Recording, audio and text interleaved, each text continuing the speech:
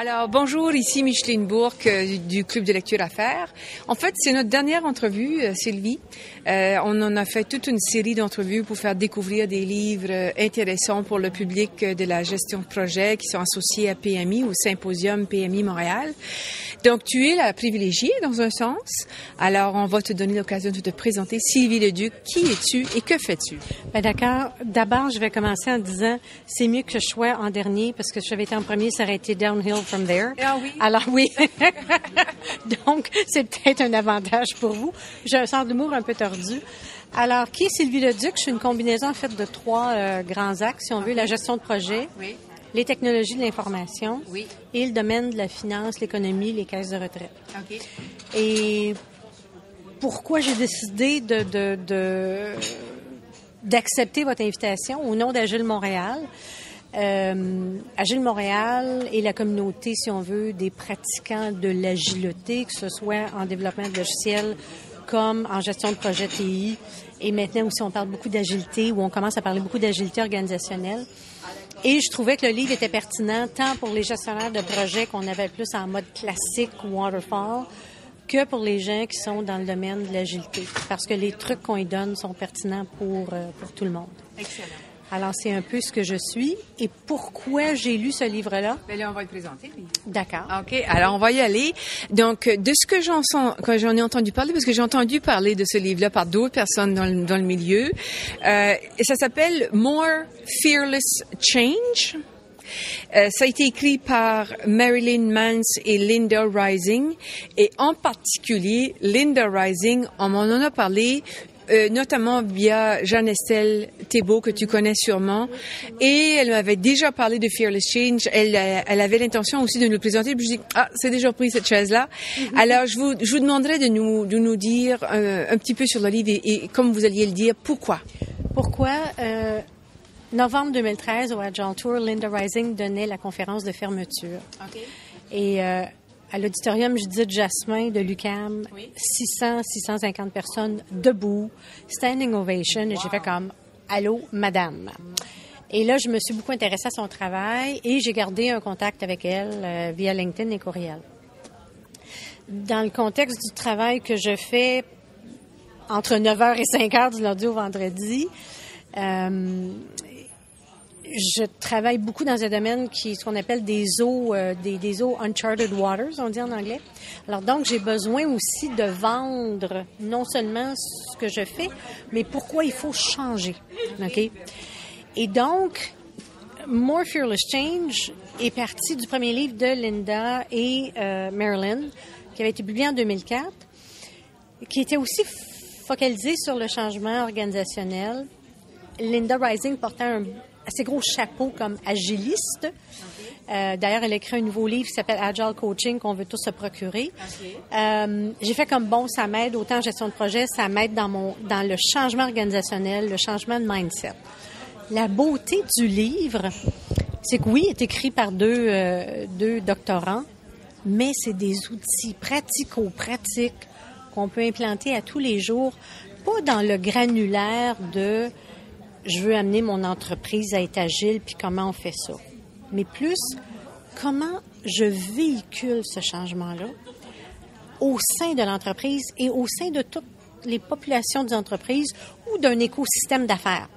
Parce qu'on se comprend que l'exécutif, lui, ses priorités sont pas les mêmes que les gens qui sont plus dans un niveau opérationnel, plus interface avec le client, par exemple. Alors, Linda et Marilyn donnent des outils très, très pratico-pratiques et qui tiennent aussi compte de la réalité versus 2004. Parce qu'on se comprend qu'avec les médias sociaux, la donne a changé. Ben oui, OK? Beaucoup. Alors, on part avec la prémisse, on dirait en français, et ça, j'ai lu ça dans le Time Magazine. Nous avons maintenant moins d'attention qu'un poisson rouge. OK. Un poisson, OK. Ouais. Je l'avais pas entendu Ouais. celle-là. Un poisson rouge est à 12 secondes, on est à 8 secondes. Ah, oui. Et ça vient tout d'être publié, là, c'est juillet, et c'est Microsoft qui a fait l'étude. Alors, quand on fait un changement organisationnel, si on ne se donne pas de bons outils pour communiquer fréquemment, laisser la marque de ce qu'on veut changer, l'être humain va l'oublier. Pourquoi? Parce qu'il est bombardé d'informations. Alors, ce que Linda Marilyn donne, ce sont des petits outils pratico-pratiques pour que, justement, ce changement-là, à un moment donné, que ce soit des gens qui sont plus sur le terrain et qui sont en interface avec le client. Parce que souvent, c'est eux qui trouvent ça dur. Oui, mais là, comment je transige, comment je fais avec le client? Les processus opérationnels vont changer. Oui, mais moi, comment ça change mon travail?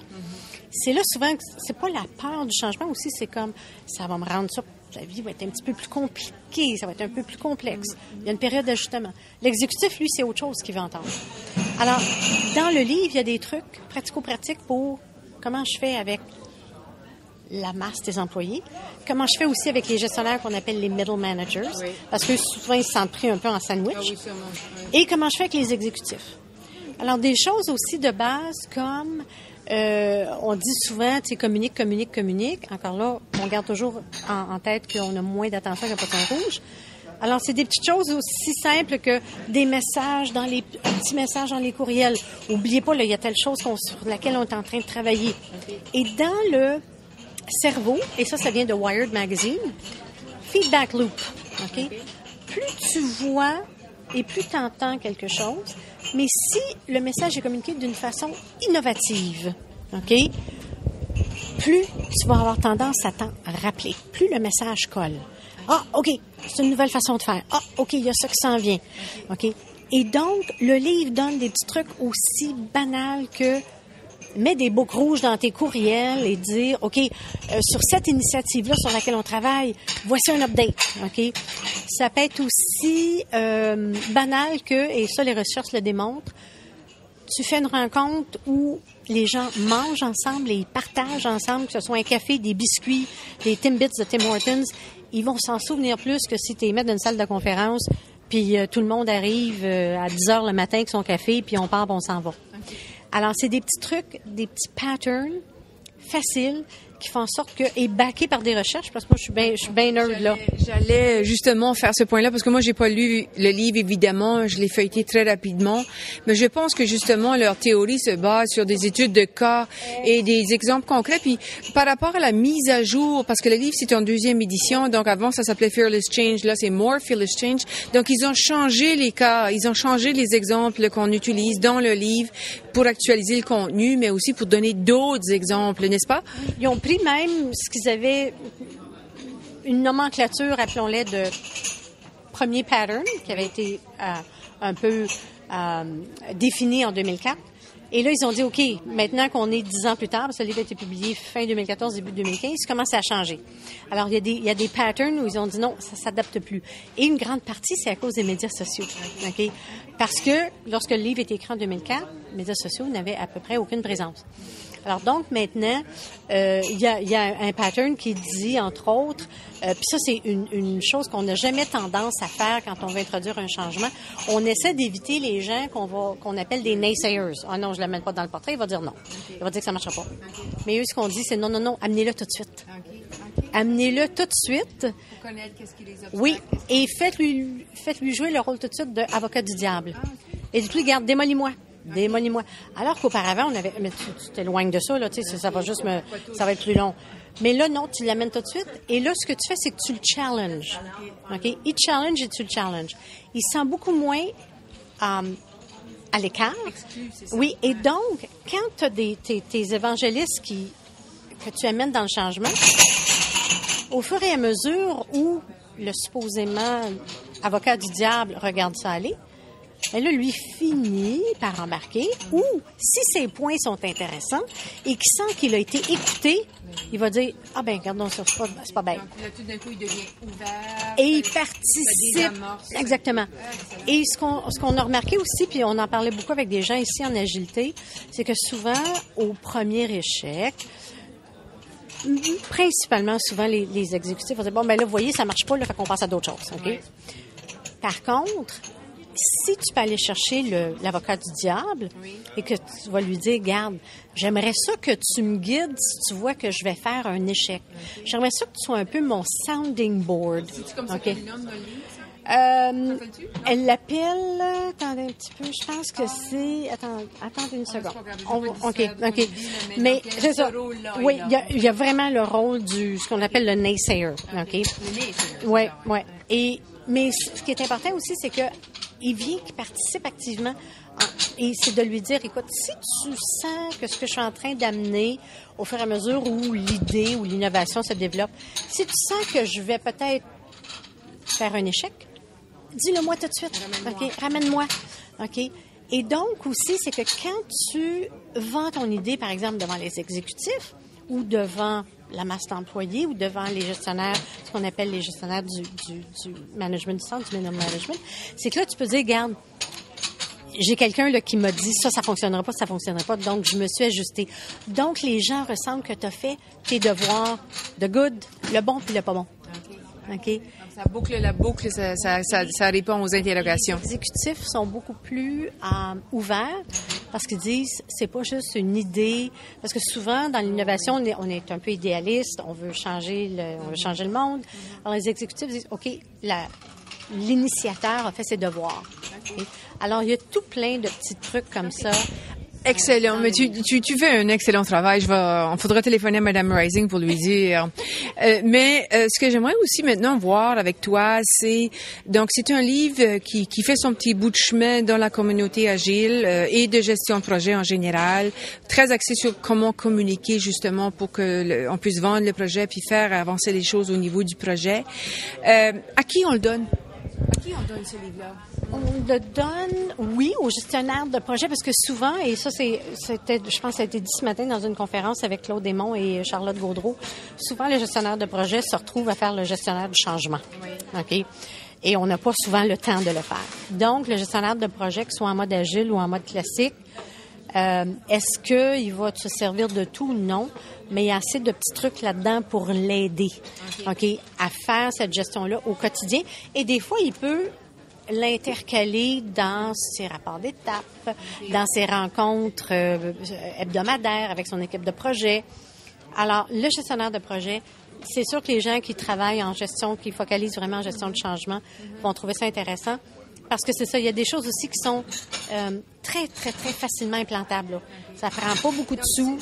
Ouais. Pour les praticiens, pour les gens qui font la vraie gestion de projet. Parce que ce matin, on a rencontré Mathieu Boisvert qui a écrit Choisir l'agilité. Et dans ce contexte-là, lui expliquait que c'était un livre vraiment qu'on donne peut-être aux gens qui ne comprennent pas l'impact que l'agilité va avoir comme démarche au sein de l'organisation versus avoir un livre qui me semble beaucoup plus pratico-pratique, là. C'est la base. OK, donc si on prend le contexte de Mathieu, on introduit l'agilité. Lui devient un peu la base de comment on a, en anglais on dit traction, OK, de l'intérêt pour, OK, et pour débuter un peu un mouvement, OK. Lui va aller plus dans le quotidien, la practicalité de l'agilité. Mais ça peut être aussi banal que de changer, par exemple, une politique RH. OK? Quelqu'un trouve qu'une politique n'est pas bonne. Quelqu'un veut introduire... il y a des exemples là-dedans comme de gens qui, dans le domaine de la santé, qui ont voulu introduire de nouveaux processus par opposition à une transformation organisationnelle complète. Mais dans de grosses entreprises, des fois, changer un processus, c'est toute l'organisation qui doit changer. Alors, donc, lui couvre l'agilité, peut couvrir d'autres types de changements. Et dans un contexte d'introduction de l'agilité, lui viendrait un peu avant, plus pour le véhicule d'endossement, de communication, un peu d'apprentissage aussi. Parce que pour que les gens embarquent, il faut qu'ils comprennent un petit peu des notions, là, tu sais. Pourquoi on va devenir agile? C'est quoi l'agilité? Je pense que le livre de Mathieu vient s'ajouter après, une fois que là, les gens commencent à travailler dans l'innovation pour la faire évoluer. Là, ça, c'est le next step. Mais ça, là-dedans, il y a des exemples aussi, même une fois que l'innovation est lancée, il faut revenir, il faut recommuniquer, il faut faire des petites mises à jour. Ce que j'aime, c'est que c'est des choses qui se font très simplement et qui sont très frugales en termes de coûts. Okay? Alors, que ce soit en grande entreprise ou en petite entreprise, que ce soit, style lunch and learn, parce qu'effectivement, food c'est un élément qui lie les gens. Et comme elle dit, dis pas aux gens d'apporter leur sandwich. Ça peut être jeudi, on se rencontre, c'est un potluck. Les gens vont se rappeler, j'ai mangé telle chose aussi, c'était super intéressant. Alors, il y a un lien émotionnel qui s'établit entre les participants aussi. qui sont pas juste rencontrés pour parler de l'innovation, ils sont rencontrés aussi pour manger, partager. Ils ont goûté à des nouvelles choses. Dans toute la dimension Humaine est là. de l'équipe. Et ce qui arrive, c'est parce que le cerveau va se rappeler de ça en disant, oui, quand on introduit cette innovation-là, on avait fait plein de potlucks, c'était super intéressant. Donc, ton innovation, elle a plus de chances de stick, comme on dit en anglais, d'être marquante, merci, comme on dit en anglais. Alors, puis c'est ça, il y a aussi des exemples très plus arides, OK, qui sont là, qui peuvent nous aider. Mais c'est pas plate, hein? C'est pas un livre plate. C'est un livre, c'est ça qui a été publié chez Pearson, qui est une maison d'édition très connue.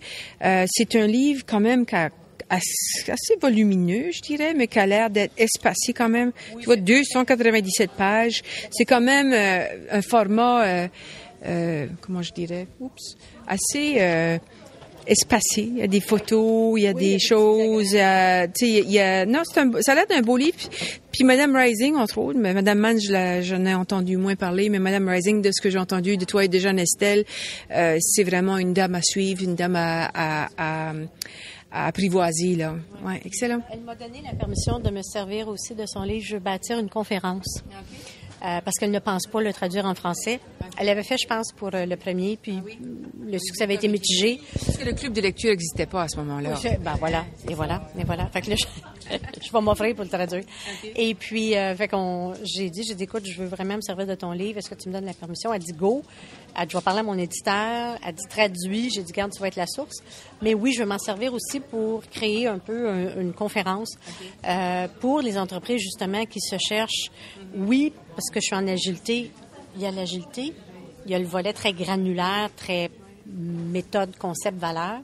Mais ça, c'est vraiment le volet comment on fait pour communiquer, comment on fait pour amorcer un travail, comment on fait pour commencer ce que j'appelle un buzzword dans l'entreprise.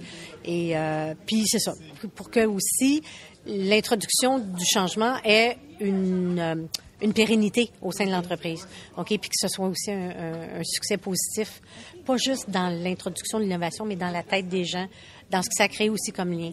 Alors, fait que de ça va suivre autre chose.